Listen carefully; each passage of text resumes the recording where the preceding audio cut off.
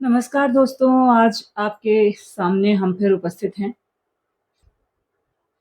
3 फरवरी 2014 की बात है। थाना गदागंज के अंतर्गत आने वाले गांव हरिमऊ में एक सनसनीखेज घटना सामने आई।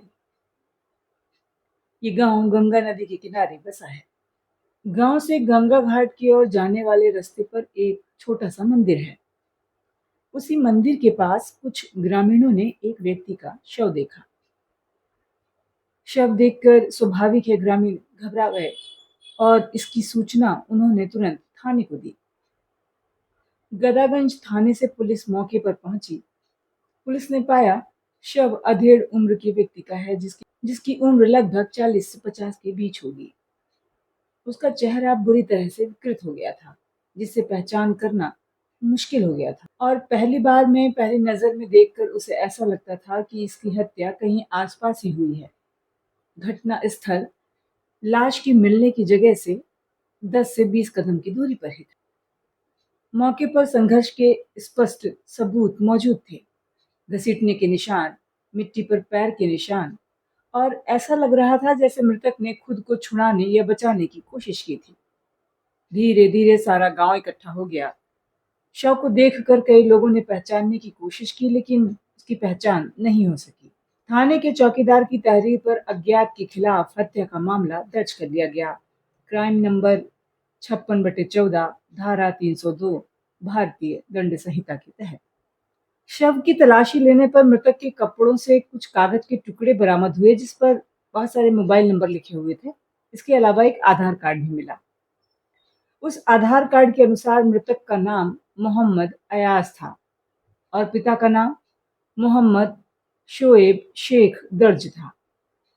पता लिखा था हुसैन चाल, मेजवाड़ी रोड नंबर 2, ईदगाह मैदान, जोगेश्वरी ईस्ट, मुंबई। क्योंकि मृतक के पास कोई मोबाइल फोन नहीं मिला था, तो पुलिस ने आधार कार्ड और कागज पर लिखे नंबरों से जानकारी जुटाना शुरू किया। इनमें से एक नंबर पर बात करने के बाद मृतक की पत्नी का पता चला। पुलिस ने उन्हें सूचित किया कि उनके पति की हत्या रायबरेली में हो गई है।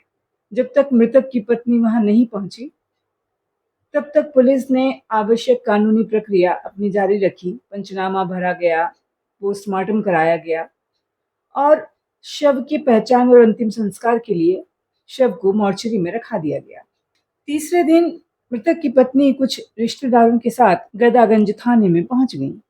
उसने शव की पुष्टि की और बताया कि ये मोहम्मद अयास है, जो उसका पति है। उसने ये भी बताया कि मोहम्मद अयास मुंबई में महिलाओं के कपड़े सिलने का काम करते थे। वो लेडीज टेलर थे और मूल रूप से गया, बिहार के गैस बाजार इलाके के रहने वाले थे।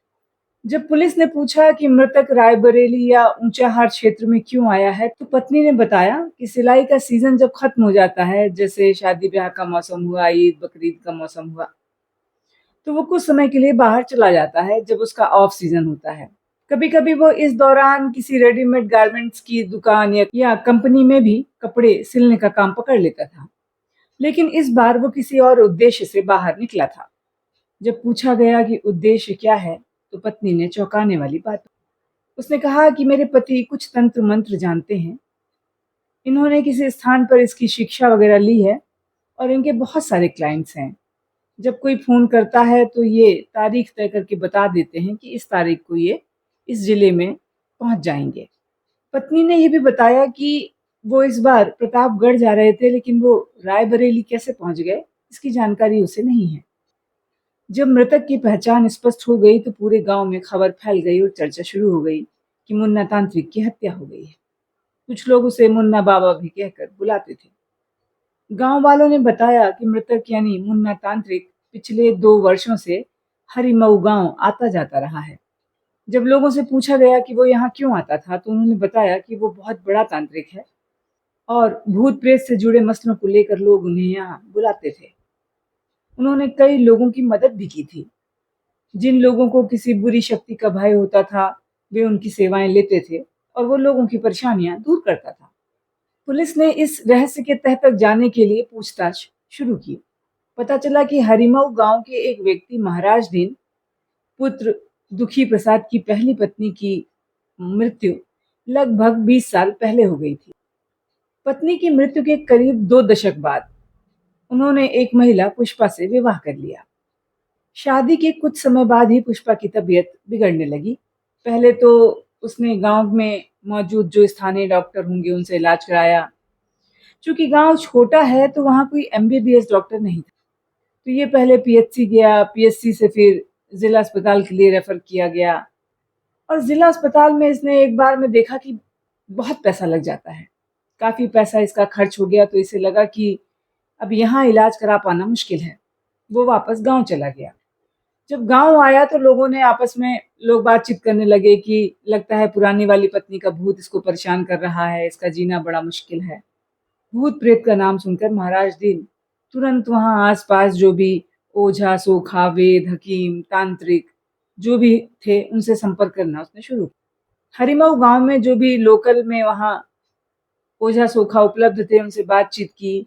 अगल बगल के गांव में भी उसने ओझा तांत्रिक से संपर्क किया, लेकिन उसे बहुत कामयाबी नहीं मिली। इसी बीच उसे ये पता चला कि वहां पर मुन्ना खान या मुन्ना बाबा तांत्रिक आए हुए हैं, और वहीं कहीं उसके हरिमऊ गांव के आसपास के किसी गांव में वो थे। तो उनको तुम बुला लो अपने गांव में, वो भूत को पकड़ के बोतल में बंद कर देते और अपने किसी सिद्ध स्थान पर ले जाकर बोतल को गाड़ देते हैं। उसके बाद तबीयत ठीक हो जाती है, भूत क्योंकि बिल्कुल भाग जाता है।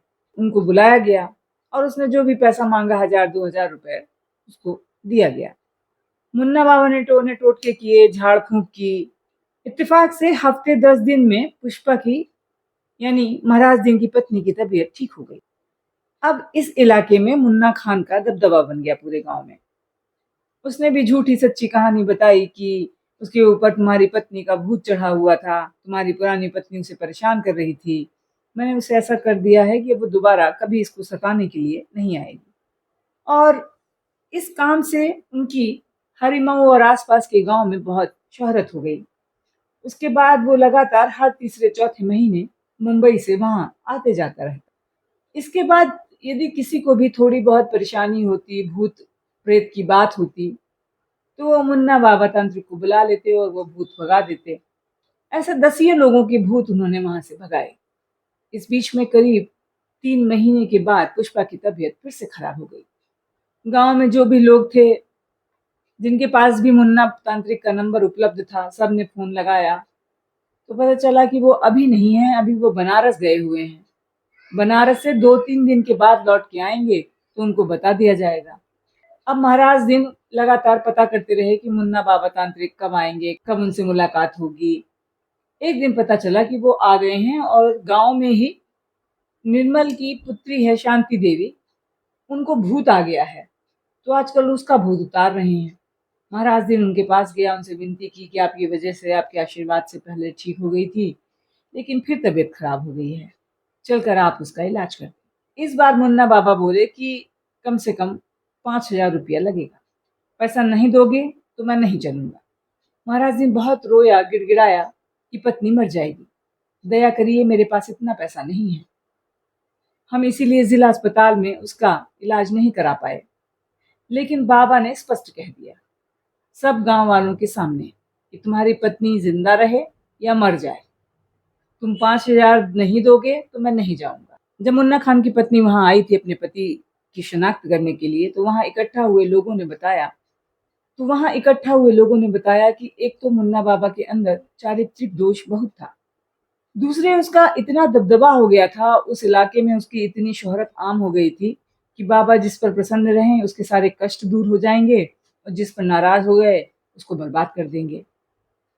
और पैसों को लेकर उसकी इमेज बहुत ज्यादा खराब थी। जितना पैसा बाबा के मुंह से निकल गया, उतना पैसा या आने जाने का टिकट या रुकने का किराया उसको नहीं दिया गया, तो उसने जो भूत पकड़ा है उसको वो दोबारा वहीं पर छोड़ देगा। इसलिए अब लोग धीरे धीरे पहले ही तय कर लेते कि बाबा हम इतना ही दे पाएंगे। यदि बाबा हाँ में अपना सिर हिलाते कि चलो हाँ ठीक है, इतने में हम तुम्हारा काम कर देंगे, तो लोग उनसे अपना इलाज करा लेते। और उस पे 10 रुपए का भी उधार वो नहीं छोड़ते, क्योंकि यदि ये गुस्सा हो गया तो ये फिर से भूत छोड़कर चला जाएगा। कमोबेश हमारे गांव देहात में इलाज का आज भी यही हाल है। खैर, महाराज दिन से बाबा ने कहा कि महाराज दिन पहले पैसे का इंतजाम करो तब आना।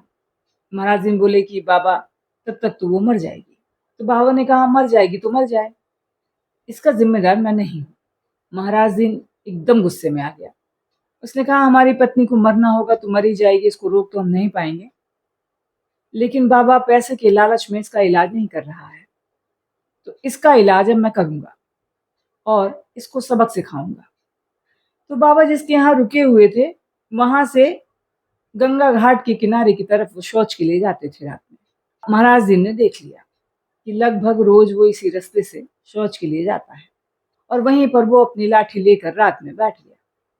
बाबा अपने टाइम से शौच के लिए बाहर निकला और महाराज दीन ने पीछे से अपनी लाठी से भरपूर वार बाबा के सिर पर किया। वो गिर पड़ा। उसके बाद महाराज दिन ने ताबड़तोड़ लाठियां मारी उसके चेहरे पर, सर पर, और तब तक मारी जब तक उसे यकीन नहीं हो गया कि बाबा मर गया है। इसके बाद उसकी लाश को खींचकर आगे गंगा जी तक लाने की कोशिश कर रहा था कि लाश को गंगा जी में फेंक देंगे, पता ही नहीं चलेगा। लेकिन इसी बीच में कहीं से ट्रॉली ट्रैक्टर आ गया जिसकी लाइट महाराज दिन पर पड़ने लगी। महाराज दिन ने सोचा कहीं ऐसा ना हो कि लाइट मेरे चेहरे पे पड़ जाए और मैं पहचान लिया जाऊं, तो वो लाश को वहीं पर छोड़ के और भाग गया। लेकिन इसी बीच में एक और घटनाक्रम हुआ। जब महाराज दिन बाबा को मार रहे थे उसी समय गांव के ही एक देवनाथ की पत्नी बिछावती भी शौच के लिए बाहर निकली हुई थी। उसने देख लिया कि बाबा को महाराज दिन ने लाठी से कूट पीट के मार दिया है। गांव वालों के द्वारा जब इस प्रकरण को खोल दिया गया तब महाराज दिन की तलाश शुरू हुई और 7 फरवरी 2014 को महाराज दिन की गिरफ्तारी हो गई। यदि गांवों में इलाज का समुचित प्रबंध हो, लोगों में थोड़ी सी जागरूकता हो, वो ये ओझा सोखा तांत्रिकों के चक्कर में ना पड़े, तो इस प्रकार की बहुत सी घटनाएं जो हैं वो टाली जा सकती। आपका इस बारे में क्या सोचना है? आप हमें कमेंट बॉक्स में ज़रूर बताएं और यदि हमारा प्रयास अच्छा लग रहा है तो कृपया चैनल को सब्सक्राइब करें। नमस्कार।